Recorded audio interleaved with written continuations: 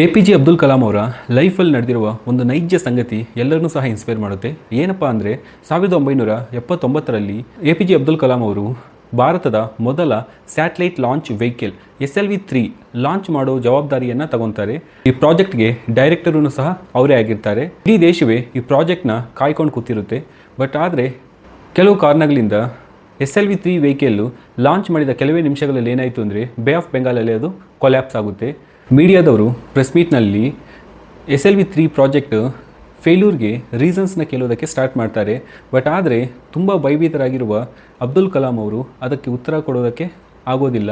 ಇದನ್ನು ನೋಡಿದ ಆಗಿನ ಇಸ್ರೋನ ಚೇರ್ಮ್ಯಾನ್ ಆಗಿರುವ ಸತೀಶ್ ಧವನ್ ಅವರು ಅಬ್ದುಲ್ ಕಲಾಂ ಅವ್ರನ್ನ ಹಿಂದೆ ಕಳಿಸಿ ಅವರು ಮುಂದೆ ನಿಂತು ಈ ಫೇಲ್ಯೂರ್ಗೆ ಎಲ್ಲದಕ್ಕೂ ಸಹ ಕಾರಣ ನಾನೇ, ನನ್ನ ಟೀಮ್ ತುಂಬ ಎಫರ್ಟ್ಸ್ನ ಹಾಕಿ ಕೆಲಸ ಮಾಡಿದೆ ಅಂತ ಅವರು ಹೊಣೆಯಾಗಿ ಅವರ ಜವಾಬ್ದಾರಿಯನ್ನು ತಗೊತಾರೆ.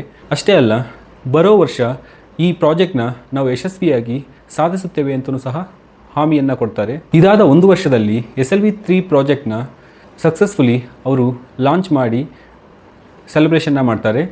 ಆ್ಯಂಡ್ ಈ ಟೈಮಲ್ಲಿ ಈ ಸಲ ಮಾತ್ರ ಸತೀಶ್ ಧವನ್ ಅವರು ಏನು ಮಾಡ್ತಾರೆ ಅಂದರೆ ಅಬ್ದುಲ್ ಕಲಾಂ ಅವ್ರನ್ನ ಮುಂದೆ ಕಳಿಸಿ ಈ ಗೆಲುವಿನ ವಿಚಾರ ಅಥವಾ ಈ ಸಂಭ್ರಮದ ವಿಚಾರ ನೀವೇ ಪತ್ರಿಕೆಯಲ್ಲಿ ಹೇಳಬೇಕು ಅಂತ ಅಬ್ದುಲ್ ಕಲಾಂ ಅವ್ರನ್ನ ಸತೀಶ್ ಧವನ್ ಅವರು ಏನು ಮಾಡ್ತಾರೆ ಅಂದರೆ ಪತ್ರಿಕಾಗೋಷ್ಠಿಗೆ ಕಳಿಸ್ತಾರೆ.